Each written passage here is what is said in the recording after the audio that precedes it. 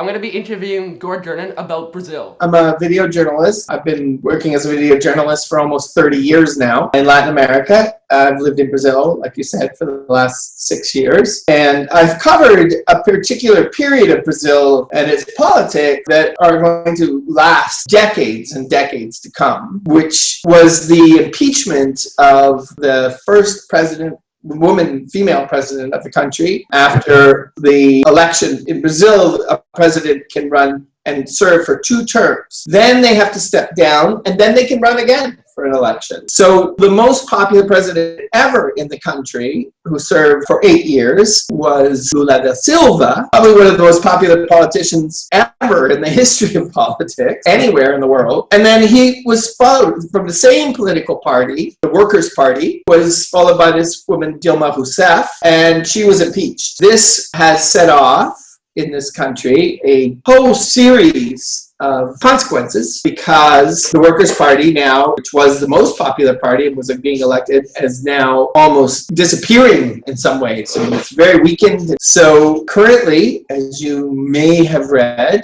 there is a very right-wing, almost Donald Trump-like president in power. I've heard he's worse for my dad. My dad said he's worse than Trump. Well, in many ways he is. Jair Bolsonaro. Of course, like anywhere in the world, this has roots in Brazilian history. Who is the leader? Could you provide a brief summary and steps to power? Jair Bolsonaro. There was a major crisis right when I got to Brazil, because there was a corruption scandal was discovered involving a huge, giant construction company called Odebrecht. They found out that Odebrecht was paying millions of dollars to politicians all throughout the country to get contracts for construction jobs, including building a lot of stuff for the Olympics and the World Cup that were here. From 2016, right? Right, the 2016 Olympics and the 2014 World Cup. They came bang, bang like that. And that company found out was paying all kinds of money to these politicians, and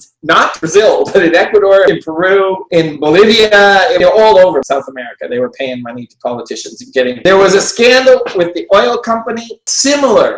Money was being paid to politicians. Is this scandal like a problem? Yeah, well, it brought down, that's why this woman, President Dilma Rousseff, was impeached, even though she was never accused of being corrupt or being involved in any of these billions and billions of dollars. It's the total opposite of Trump. Well, the reason why she was impeached, in my opinion, was because she was allowing the investigation into the corruption. She stood back.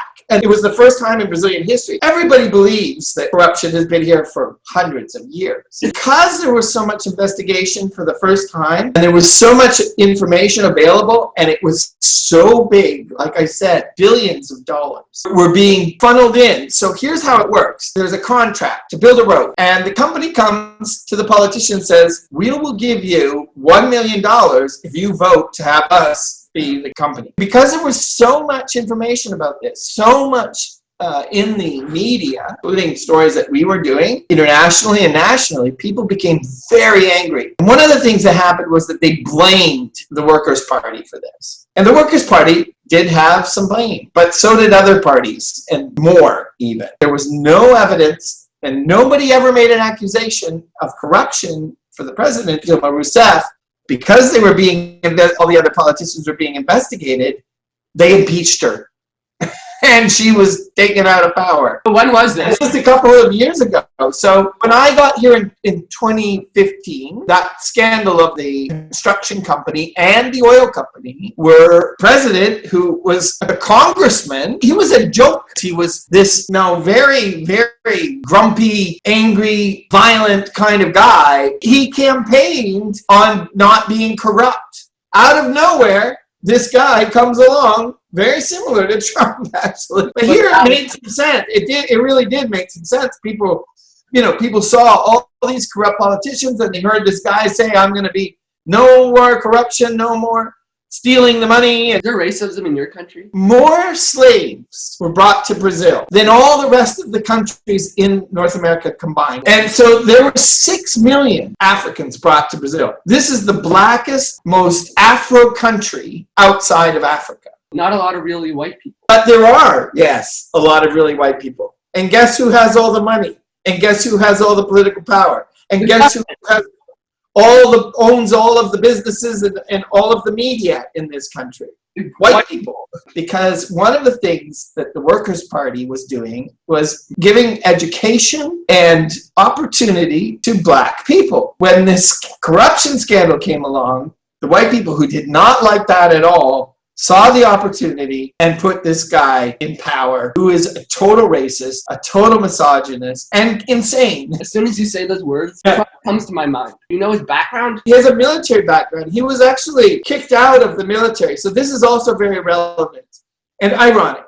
So in Brazil, between 1964 and 1985, there was a military dictatorship. There were no elections in the country. In the 1960s, there was a lot of worry about that Latin America would become communist. After Fidel Castro successfully kicked out the American mafia from Cuba and aligned himself in time with the Soviet Union, this guy, Jair Bolsonaro, was in the military during that dictatorship. He didn't run just on the corruption. He also ran in a nostalgia for the dictatorship. There's a lot of crime in Brazil. Behind it, black people. White people don't like black people because they're criminals. When they impeached Dilma Rousseff, the president, he absolutely wanted to impeach. Why would he want to impeach? Is that so he can have the power? I believe the real motivation was to stop the investigations and the corruption scandals. This guy personally thought that the Workers' Party was communist and that they were terrible. And President Dilma Rousseff was actually, during the military dictatorship, she was an armed guerrilla.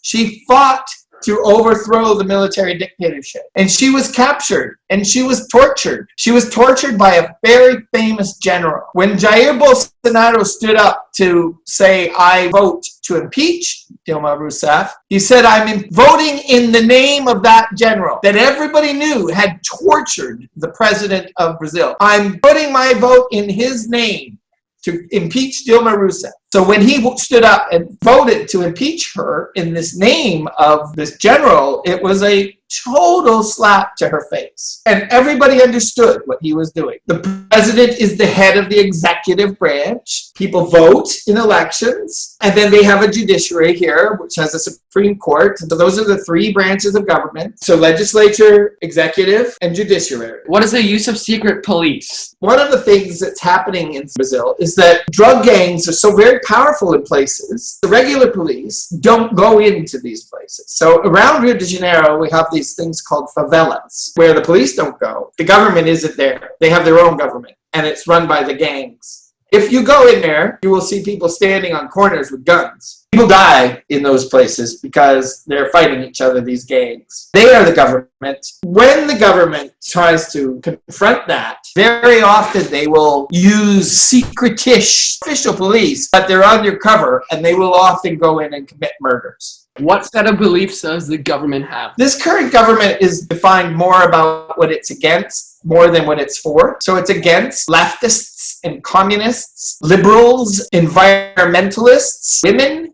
and behind that, black people.